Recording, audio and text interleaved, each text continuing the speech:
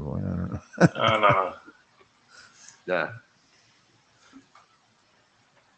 So, co-chairs, who is going to kick off the meeting?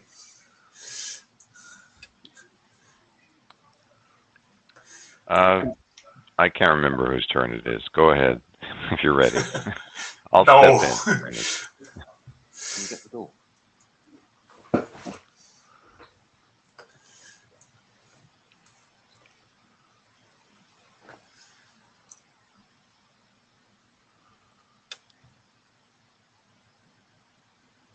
Oh. Yes. Ready when you are, guys. Okay.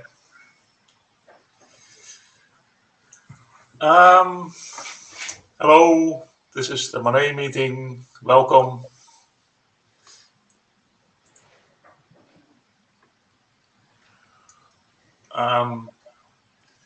You're supposed to take notice of the note well, read it,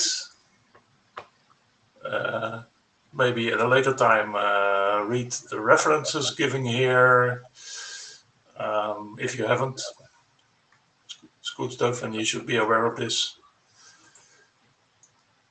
You should also be aware of the note really well. This is mostly about how we work with each other and be nice to each other. Read this. If you have read it, read it again.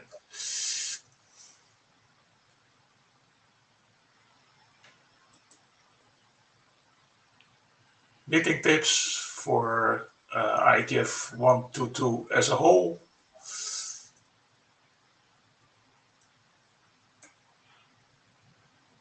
Resources for the IETF 122 as a whole. And specifically for this session,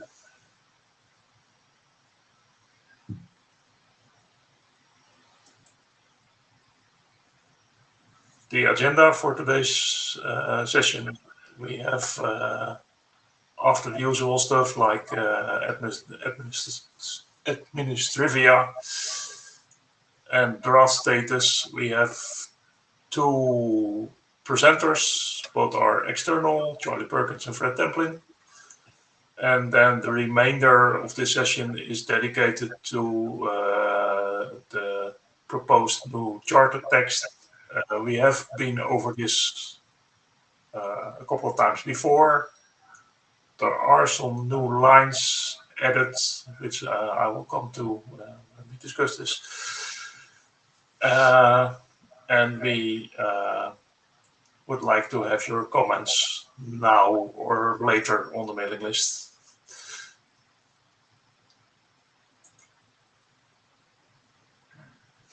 TLAB draft status or MANET draft status. We are almost there with this credit-based flow control DLAB extension cluster that has been with the working group for a very long time.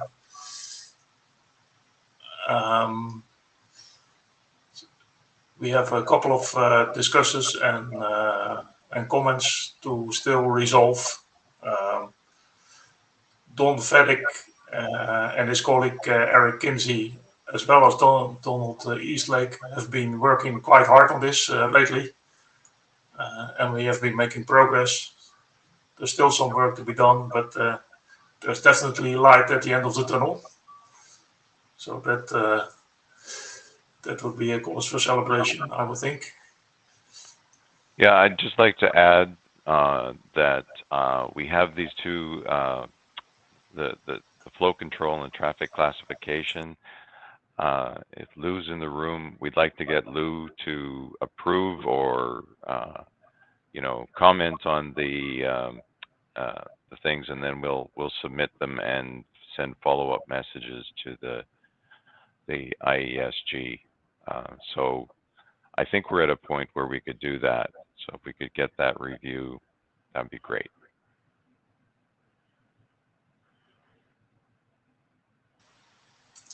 Okay, sorry thanks. It's Lou. Sorry for being delinquent. I'll try to get that done during this meeting.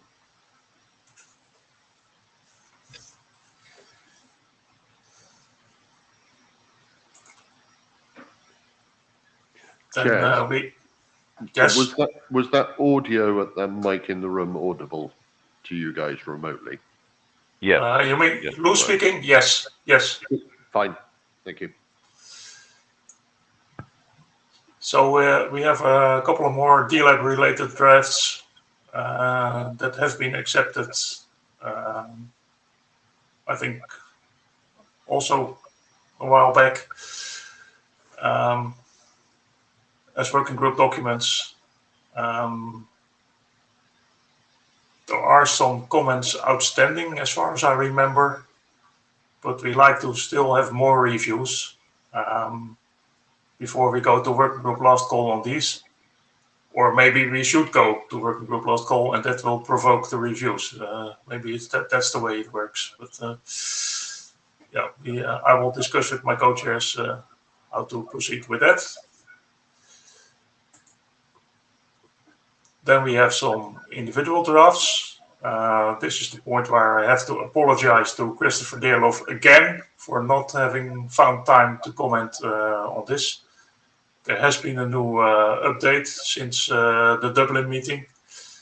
I think I read the 0.0 version, but not the latest one.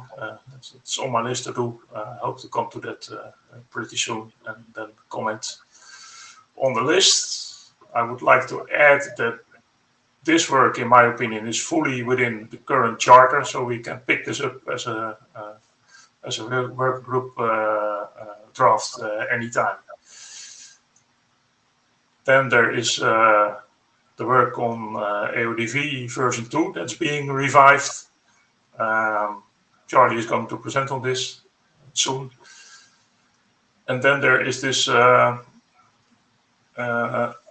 STURP draft about sloppy updates, and that has currently expired. I haven't been in contact with the authors. I will ask them what their plans are, whether they will revive it or because around Dublin the news was that they would try to keep it alive, but they didn't feel that they want to present back then, and now it has expired. So I will find out what's going on with that. Should have before this meeting, but did not.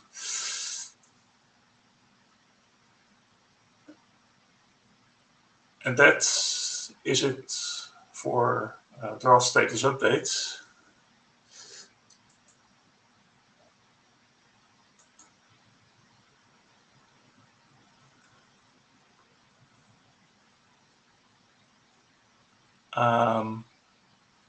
Charlie, are you ready to present?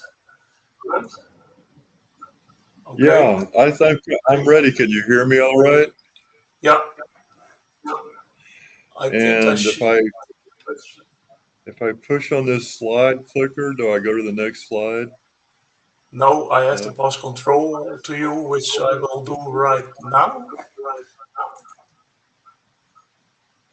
And now, okay. So let's see, does this work?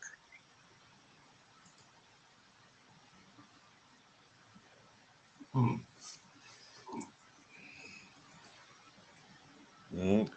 Charlie, if you float your mouse towards the bottom of that window, you'll see the transparent left and right buttons appear within Meet Echo. And you should be able to do left and go to the next. Okay, I got it. You know, it's been a long time for me to present, so things have changed. That's all right. It changes. Well, anyway, my name is Charlie Perkins, and I'm here to make a presentation about AODV version 2. There's an NS3 model that has been implemented for that, and I am actually only found out about this a few weeks ago, and then I encouraged the implementers and the designers to, if they were interested, to make this known within the IETF, and they said yes, and so so here we are.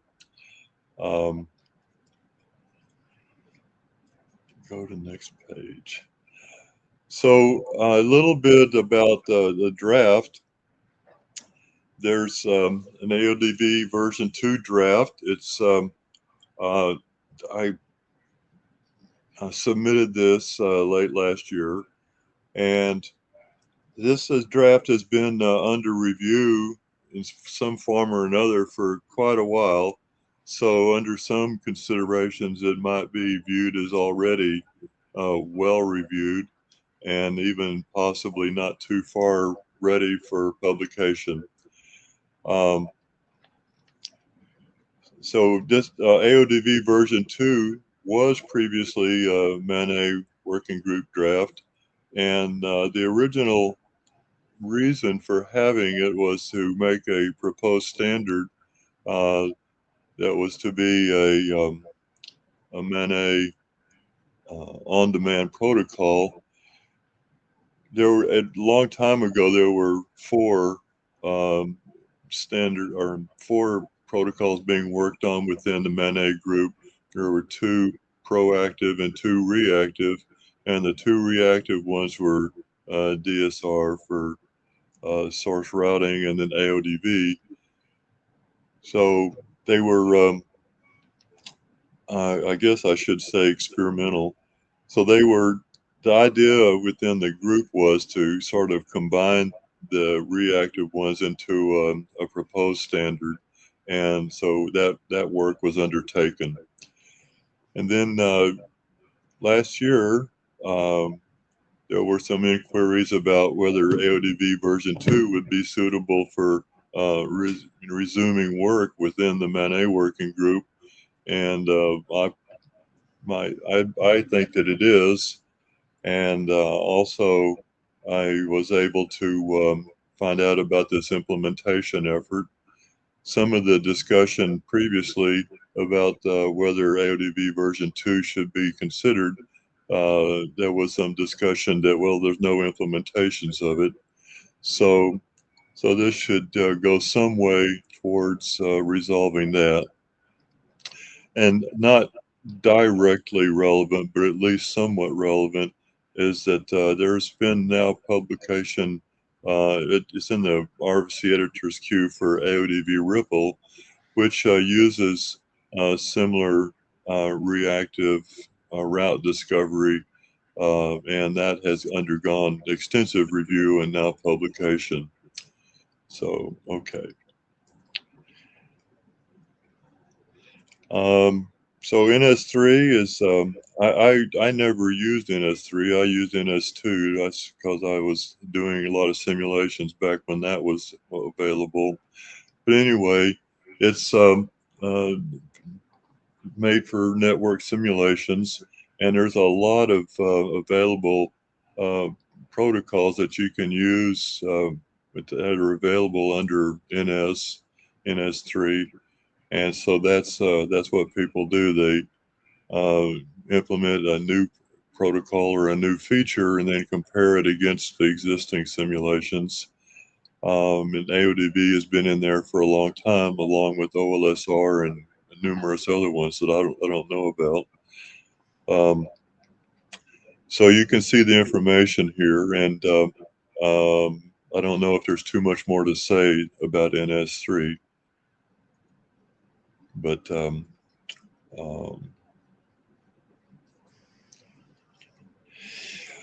so these are the folks that are doing the work.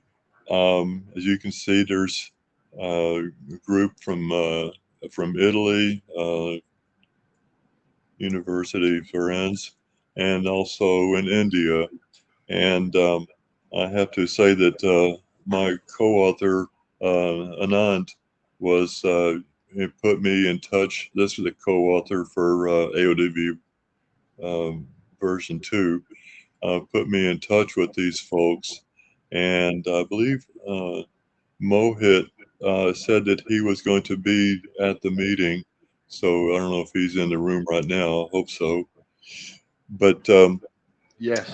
anyway, so these folks have been working away on it, and it's not completely finished. But it is working, and they have some results that I will briefly go through. And let me see. Yes, okay. I also want to say that there's also there. This is part of a research program, and so there's a paper being produced about this, and the idea is to uh, investigate the properties of AODV version 2 compared to AODV, and also to get as much insight into the value of the protocol as we can get. So the status is, as I mentioned, that their code is up and running, and they don't want to distribute it just yet, although it is available. I mean, it's available, and so they really don't want to. This isn't the final version, so they expect to put in support for border routers and external networks and IP version 6, and they want to have it, figure out the interactions with also these other protocols. And this area, this I am not familiar with this much detail on the implementation since I haven't personally been involved with creating any of the implementation code.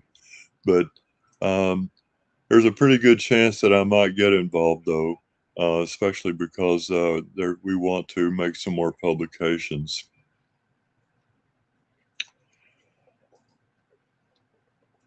Just real briefly, um,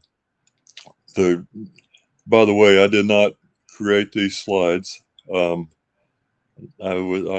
thought that actually I would not be the presenter because of the time zone differences, but anyway, here I am.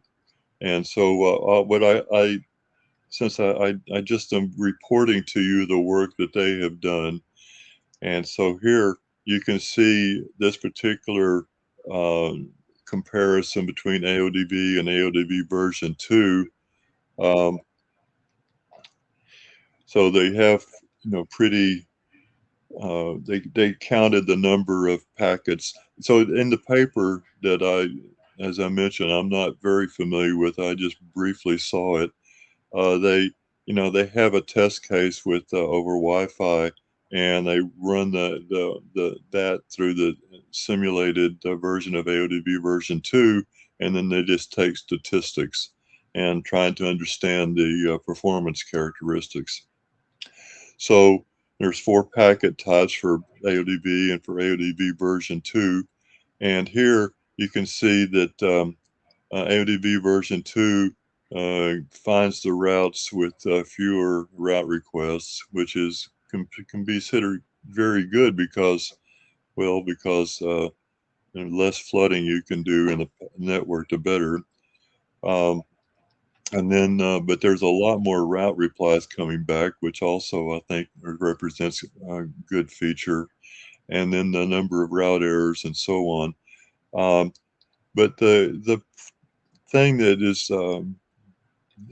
concerning, I think, is that the packet sizes for AODV version 2 are a lot bigger than for AODV version 1. And so that's mostly due to the overhead because of the generalized. I can't remember the name of the protocol that. But anyway, the one that has all the headers that AODV messaging fit inside the headers. So those headers increase the packet size quite a bit, and that has the effect of reducing it increases the overhead, so actually it causes sometimes fewer packets to make it through. So I think that deserves consideration, and I'm sorry that I cannot give you very much more clear answers about what's going on here. This Moet here, he's very welcome to expand on this. He has more direct experience with it than I do. And also, obviously, we'd be happy to invite discussion on the mailing list, and then the implementers and can actually discuss directly this. And also, I guess maybe obvious, but should say that the implementation is still in progress, and there may be certain things about that need to be corrected, or other improvements to the implementation that could conceivably change some of these numbers. I can't think of what else I should say about this. So,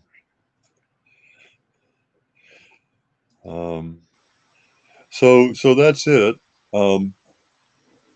I want to repeat that I believe this protocol has been reviewed extensively, and I am very much willing to respond to additional comments, and if it is to be taken up as a working group item, then I believe all the history is available by a data tracker.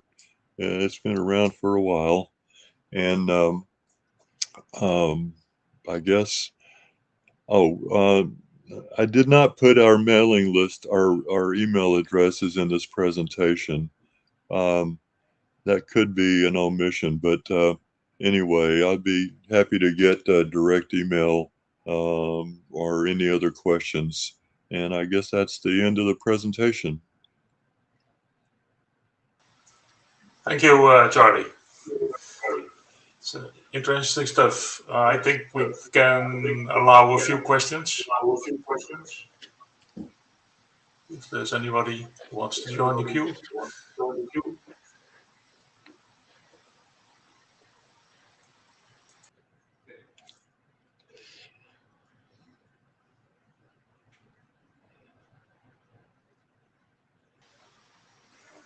Yeah.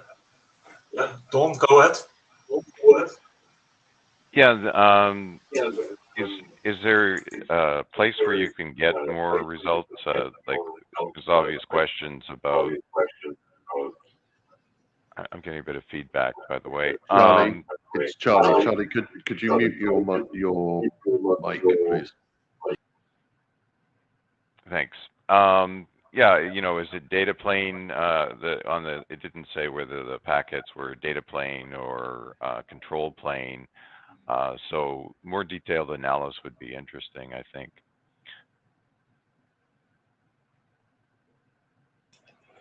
Okay, well, I will relay that comment to the authors, and it is a good point.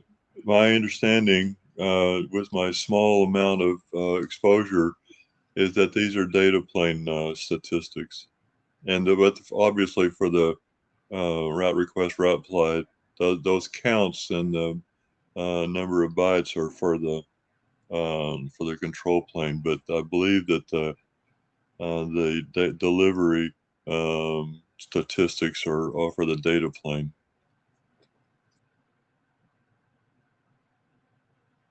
Thanks.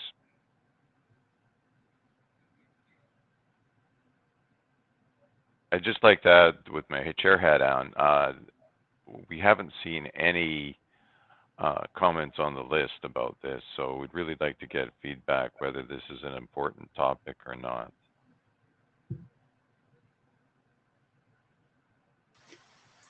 Yes. And also, we will see later that there's a blob about AODV in the proposed charter text, which is obviously still open for discussion, but we have to decide at some point whether we want to pick this up, and if there are actually people around that are prepared to do the work. And it looks like that some people are doing something at least, so that's always good. Well, regarding whether or not the work has value, I'm actually quite sure that it does, but even if I am maybe a little biased, But just as a point of reference, AODV itself, remember AODV version 2 was intended to be the proposed standard to replace AODV. And AODV has been, I would say, unexpectedly and tremendously successful, is available as a, in other research protocols. And as I understand it, certain military operations have also used AODV, but that was never published. So, theoretically speaking, I think it's quite clear that AODV version 2 has value.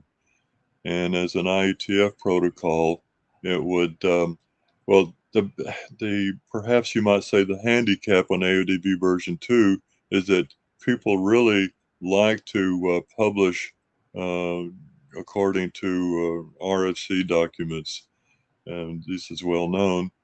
And so I don't exactly know. I can't say, what the constituency is for this protocol, but I believe that judging from the interest in AODV, it's quite likely that there would be a good amount of interest.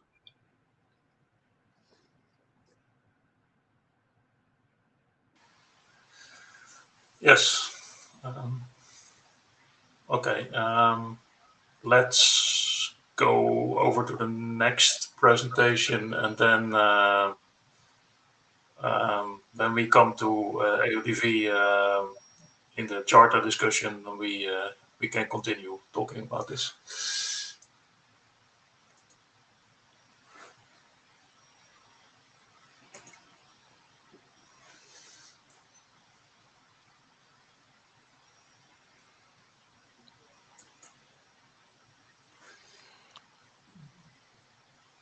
This is Fred. Are you hearing me now? Yeah. Yeah. Yes. Thank I'm you. trying to find your slides. Don, I had to go to a different computer to get to one that would accept my microphone and speakers. Okay. This sounds good. Fred, I'm giving you control of the slides. Okay, I see it. Okay, so this talk is called MANET Internetworking, and it concerns 3 drafts that you see that are listed here. I'll go to the first chart. So what we know about mobile ad hoc networks is that they sometimes intermittently connect to the internet. And when they connect to the internet, we'd like to be able to do internetworking between MANET nodes and nodes on the internet, and potentially even using the internet as transit to talk to nodes and other MANETs. So the MANETs that you see here in MANET 1 and MANET 2 are collections of mobile router nodes that have limited range omnidirectional radio interfaces. There's one's called MDR down here. And there may be one or several of the MANET routers within the MANET that have other interfaces, like the one that you see on the with the up arrow.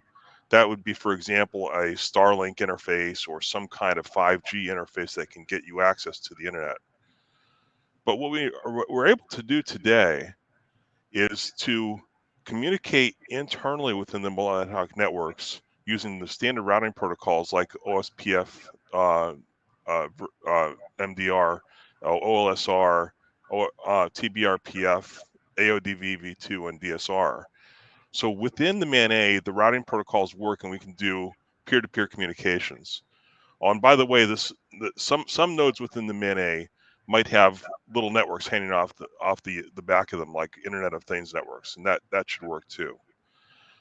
But what we really want to be able to do is to have a situation where we can have a MANET node reach out to a node in the internet, and have a node in the internet reach into a node in the MANET, using addressing that would be globally reachable through a device like a proxy server or 5G eNode B, GNode B, that would connect the MANET to the internet. And then ultimately, what we'd like to be able to do is to use the internet as a transit to connect nodes in a first MANET with nodes in a second MANET. And this entails a situation where you have to have a mapping between the global addresses that are available on the internet and the local addresses that are available in the MANET. And the way that we do that is by laying an overlay on top of the whole thing. We call this the OmniLink overlay. The OmniLink overlay is going to allow the nodes in the MANETs to get global IPv6 addresses that they can use for internetworking, for either talking to internet correspondent nodes or using the internet as transit to talk to nodes in other MANETs. So global mobile internetworking using the Arrow and Omni technologies. Within the MANETs, we have what we call IP version 6 multi-link local addressing. And they would be using the standard MANET routing protocols that have been around in the MANET working group for a couple decades now. We want to be able to use IP version 6 or IP version 4 global unique addressing between internet peers. And we use the OmniLink and its adaptation layer overlay based on IP version 6 encapsulation. We use the IP version 6 neighbor discovery protocol as Arrow Omni control messaging.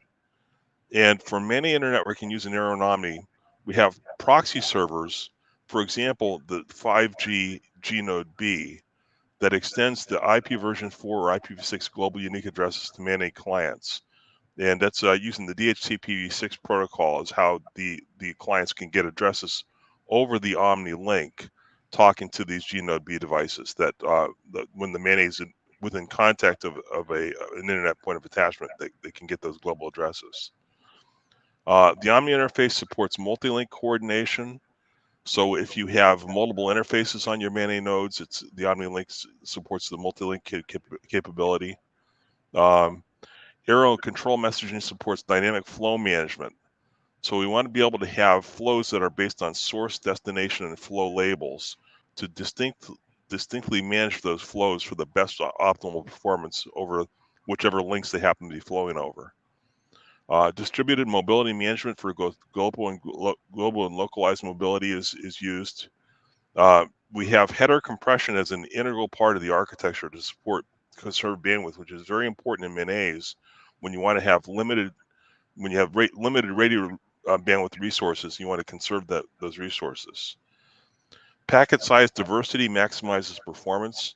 So the OmniLink allows you to send packets of all sizes without any kind of size restrictions, and make sure that they get across the network, even though there may be links that have smaller MTUs.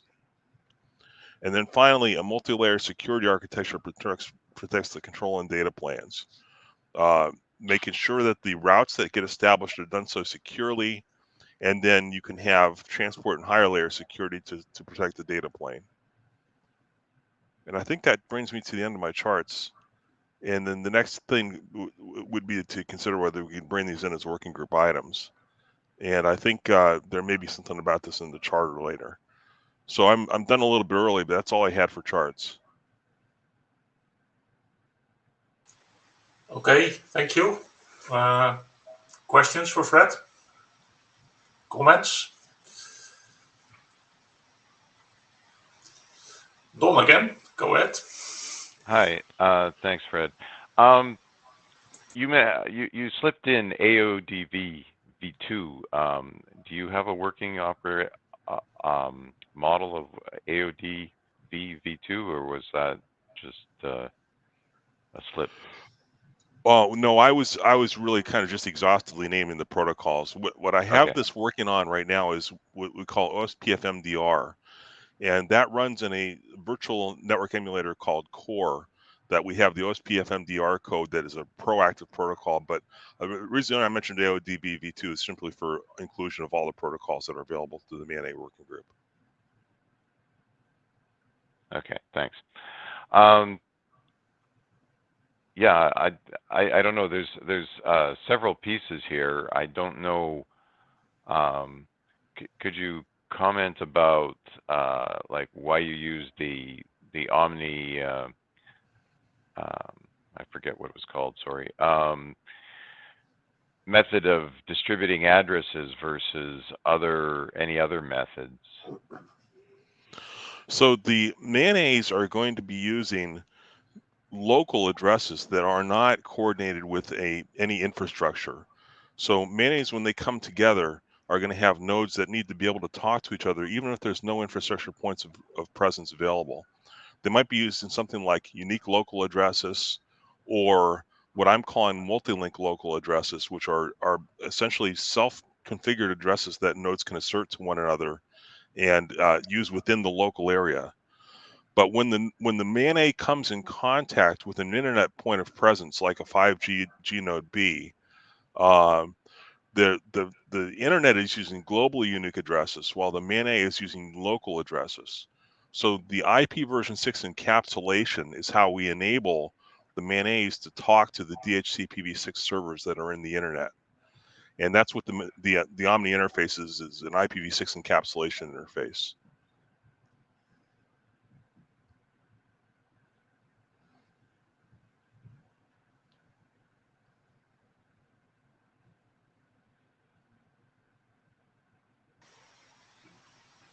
Lou? Done. Hi, it's Lou Berger. Yes, that means I'm up. I have two questions. First one is on the graphic where you had a network map. Do you mind flipping back? I think it's 1 or 2 slides. There you go. Is it this one? Yes. What happens if you have a router that one of your MANET routers talking to another router?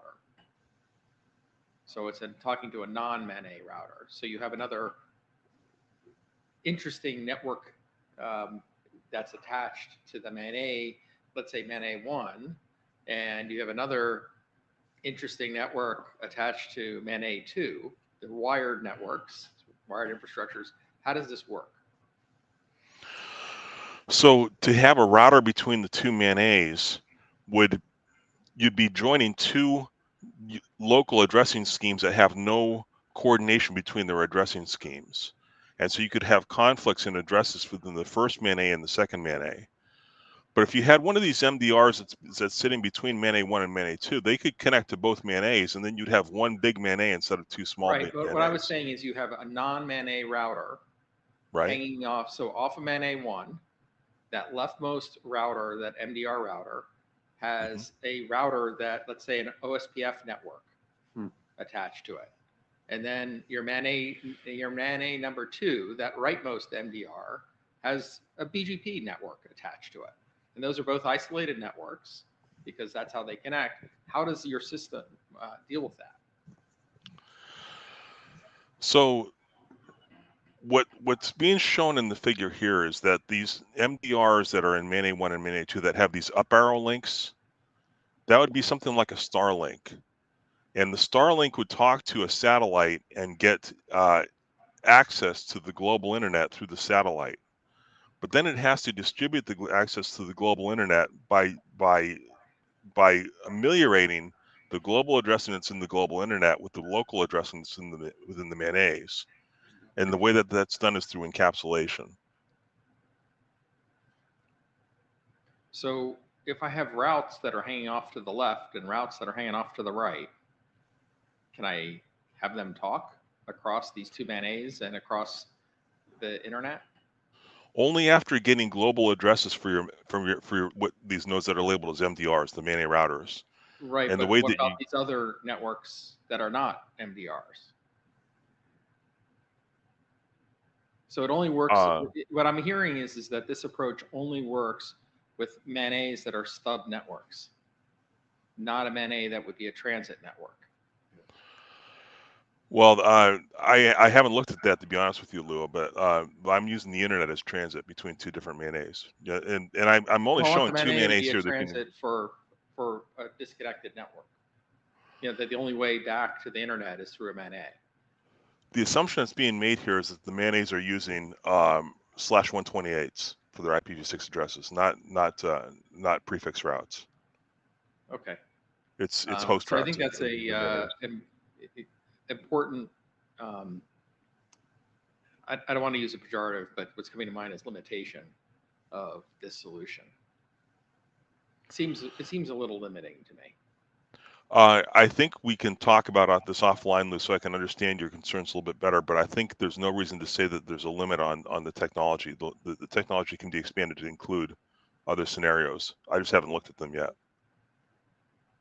Yeah, I mean, I think the only thing that would work from what you're talking about is those edges or somewhere in there would need to be a NAT box, basically. No natting's needed. We're using encapsulation. Okay. The other thing is, I noticed you said OSPF MDR. Is that a proprietary implementation, open source, something else? There's an RFC on it, and the source is open source through Quagga. So that's the old Boeing implementation that's been around, bouncing around for a decade or more. Boeing was, and there were other people involved in it too, yes, but it did come from Boeing back in the early 2012s. Okay. Would love to see that updated and integrated with a modern infrastructure. Speaking of someone who well, you can get OSPF MDR today and experiment with it by going to the NRL core distribution, which is available on GitHub, and you can pull down the Quagga code that implements OSPF MDR. Yeah. But the routing protocol is really kind of orthogonal to this. It can be anything that runs. I'm just using MDR as an example. Okay. Thank you. David, nice to see you. David Lamparter. This is more of a completeness / reference note, specifically about the slide you have up right now. There was work on for smaller islands of non-MANET routers within some MANET setup, where the interior routing protocol of an island would synchronize the MANET protocol to the degree that an entire island would appear as one MANET router with a lot of interfaces, i.e. all of the interfaces of the green routers in your diagram that are facing into the MANET would appear as if there is one really large router, which in your case would be this entire internet cloud. This is only applicable if the MANET routing protocols are the same in the various islands, and this was specifically made such that the MANETs can merge and split as needed without specific measures needed. But I am not sure if this was ever published. So I know this because personal acquaintances of me were working on that. So that's why I'm saying this is more for completeness and like area of topic. Thank you. David, if you do find a reference on this, please post it to the mailing list.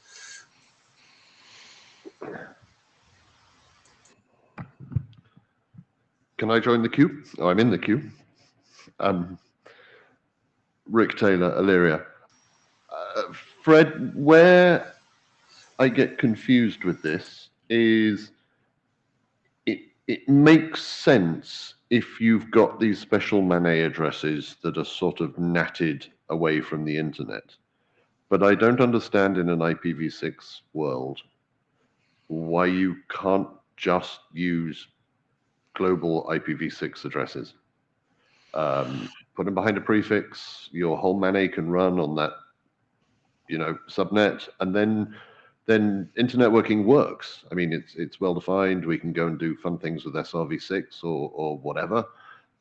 We can play all the fun games we can do with IPv6. I suppose my question is, why are we having special MANET addresses that need treatment at the edges? Okay, so the MANET addresses I'm talking about are IP version 6 addresses, Rick. They're addresses that can be either self-generated or self-generated and coordinated with an attestation service. Yeah. Now, these MANETs are only intermittently connected to the internet. They can move around and connect to a different internet gateway, which might give a completely different prefix than the one it came from before. So to have a coordinated IP version 6 global unique address prefix within the MANET you need to have some infrastructure that coordinates that. And MANETs oftentimes are operating outside of the context of infrastructure. So what they can do is use what I'm calling MANET local addresses. Now, there's an example of this, and I might get this number wrong, but I think it's 9374, RFC 9374. They're called ORCIDs, or hierarchical host identity tags. And the ORCIDs and hierarchical host identity tags can be self-generated addresses that are then registered with an attestation service, so that when you do come in contact with infrastructure, the nodes can prove that they're the owners and are authorized to use those addresses. And they're not going to conflict. The main thing we want to avoid is duplication of addresses. So by having a MANET local address that's been registered and deconflicted, we can operate outside of the context of infrastructure. And when we come within range of infrastructure, we can then get global addresses through encapsulation. So, and I understand that, but it still, to me, seems the prefix mobility seems strange.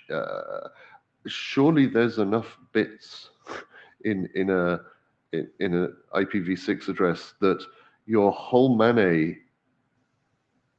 the provisioning, whatever is handing out the addresses for your MANET can say, I have been pre-configured to be this 48-bit prefix that is globally assigned and can live for 20 years. And then wherever that MANET of intermediate routers that are using that subnet connects back into the public internet, it's fine. If it's a security and identification problem that's forcing you to use NAT, I would say that NAT isn't the correct answer to your security obfuscation of source of these global addresses. And tunneling works better, or NCAP works better. But yeah, I don't have a horse in this race, so it's a passing comment. But Okay. It seems strange to me. This is an elegant solution to the problem. Just the cause of the problem seems strange to me. So thank you. Let me just kind of set a little bit of a context for this, Rick, that's kind of motivating some of these assumptions. Thank you. Suppose all of us on this call were to be transported to the Northwest Territories with nothing but our cell phones and the clothes that we are wearing. We should be able to set up a little network amongst ourselves, even though we don't have a coordinating node that's handing out prefixes. And we should be able to do that with addresses that don't conflict with one another, and have a little MANET there just be among our cell phones and do multi-hopping and do multiple hops so we could have communications between all of us there. So there's no coordinating infrastructure elements in a situation like that.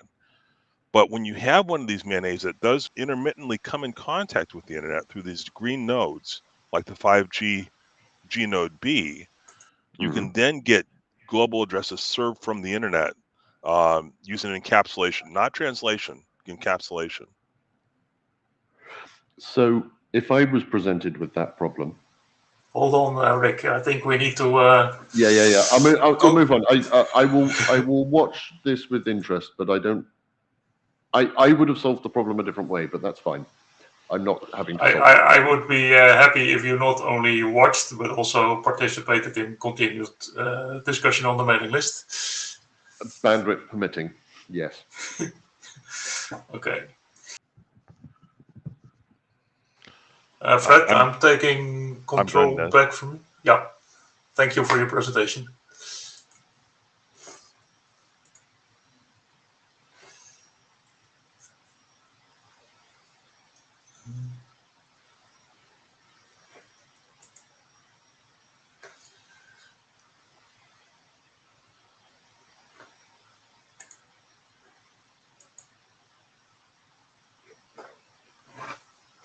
So that's our text, and we managed to reduce the reserve time for this to almost 10 minutes now. So I'll skip the parts that we've seen before. This is some broad introduction to what MANET is and what it's about.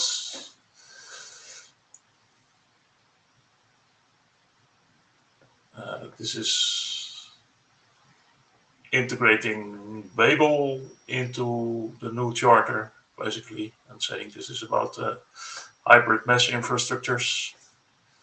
We've discussed this in Dublin and before. This is where some stuff got added. While we were working our way, or basically Don and Donald were working their way through the discussions from the area directors. There was one from the ops area director, Mahesh Yetta. I cannot say this name. I practiced it before, but anyway, the ops area director who said, how are you going to manage all your DLAB settings? Why doesn't the draft say anything about it? And we said, or they said, well, there are multiple ways to do that. We could have a Yang model, we could have a CLI, but maybe we should give a bit more attention to management, specifically of DLAB in that case, as an item in our new charter. So that's basically what prompted me to add the text in blue here. And it's still pretty vague on what we are actually going to do. So this needs to be fleshed out a bit, and ideas are welcome. And then I was in contact with some people from Fraunhofer, the German Research Institute, and they had also some ideas on making information from DLAB as well as more general router state available to the outside world, maybe for performance management purposes, or maybe even in an environment where you have applications that can adapt to the actual network status. For instance, by using a different codec for video or audio traffic, to have access to this information.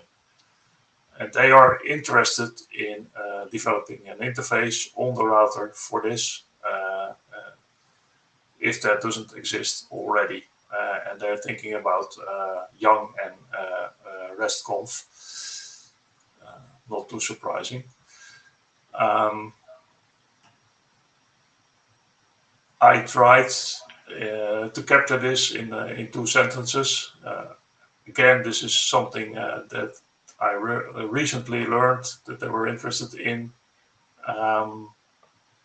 Needs to be fleshed out a little bit, but at least there are 2 parties, at least 2 parties that are willing to work on this. So that's good news, I guess, and badly needed in the MANET working group.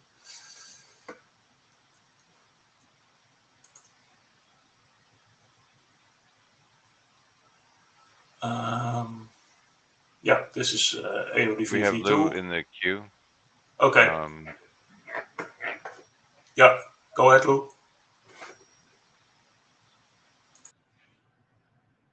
Can you go back 1 slide, please?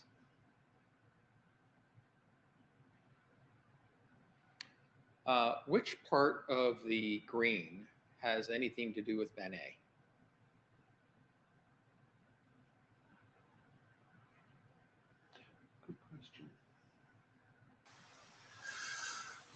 Good question.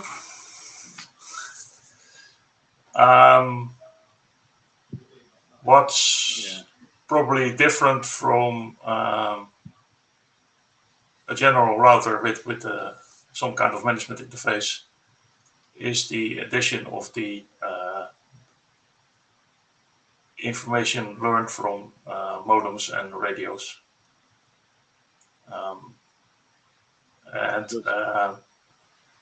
So can I jump in here as Jim? Yeah. But I'm concerned about both the blue and the green, quite frankly, and I kind of agree with Lou. I'm scratching my head because if you look at the blue, typically what we would do from a routing area perspective is we would document operational considerations. We wouldn't be working on the development of those issues from an operational standpoint. That would be an ops area thing. I read blue as give us a DLEP. Mike, please. Yeah, exactly. Yes. I read blue as give us a DLEP. Understood. I know. And the ops area is going to say the group that authored the protocol should do that. So that seemed okay. We can't hear you remotely. Yeah. Sorry, I was. Go ahead. I was saying that the blue seems to me to be saying, give us a DLEP Yang model. And that seemed appropriate to me to be doing in this group. Sure. Yeah. Of course, there is a group that will do it if there's no other We group. can't hear you remotely. Sorry, I guess I have to eat the mic. Yes. So blue is DLEP Yang model, seems reasonable for this group. Green, I don't understand why it fits. There's plenty of other types of networks which have variability to it, even some wired ones. So I don't understand green in this group. Yeah. So if the blue simply means Yang model, then why not just say that? And you're right. If it's Mahesh that's come with that, then that does not surprise me. Yeah. But again, I'll ask the question: is there enthusiasm and members of the working group that are prepared to actually do that? And that's the same for this green, if we can actually figure out what it means. Yes. In the latter case, there seems to be enthusiasm, but maybe they should take their enthusiasm to another working group. That's quite possible. But that's good feedback to have.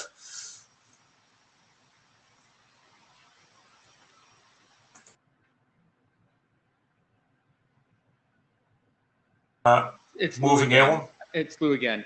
Just with respect to the blue, in general, there in the ops area, well, I guess management area, there's a desire for the groups that produce a protocol to do their own Yang model rather than send it over to the management area.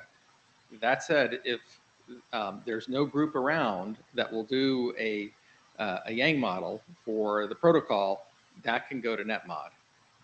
Yes. Moving on, since we're almost out of time.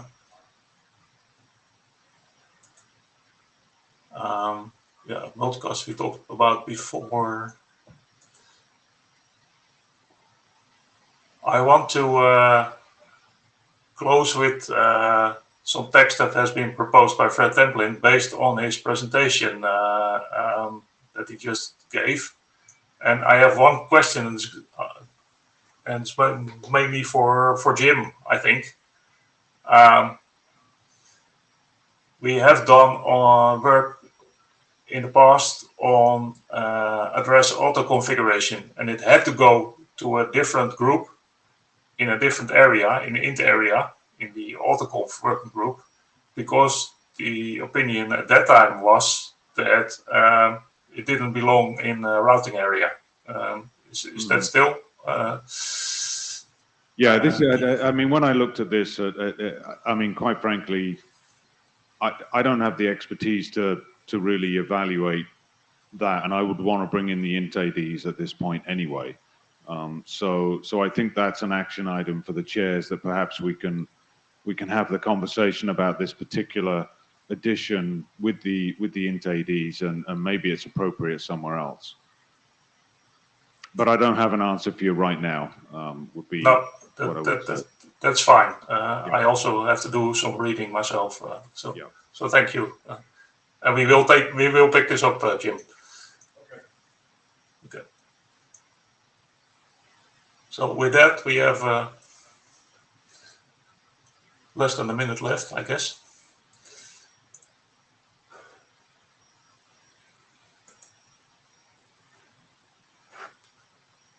And the only other thing is the work items thing that needs to be updated at some point anyway.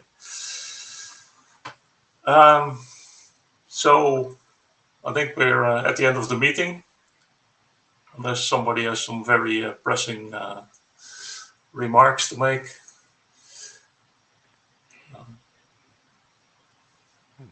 Well, I'd just like to state again, echo the comments that there's not a lot of activity on the list. So if any of these things are important to you guys, please speak up on the list and let's see some activity. Yeah. Okay. I would like to thank our in-room delegate for. I didn't do much. Who also made some contributions at the mic, so that's always welcome. And I thank everybody else in the room and participating remotely, and hope to see you in Madrid. Yeah, if you think it's hot here, it's going to be hotter in Madrid.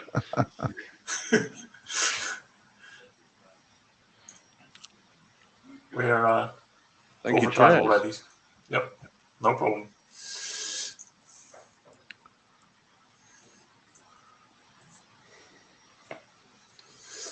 Is that it? Are we at time? Yep. We're over time. Yes. Thank you. Excellent. Good to see you guys. Yep. See you at the next one. Bye Enjoy bye, everyone. Bangkok.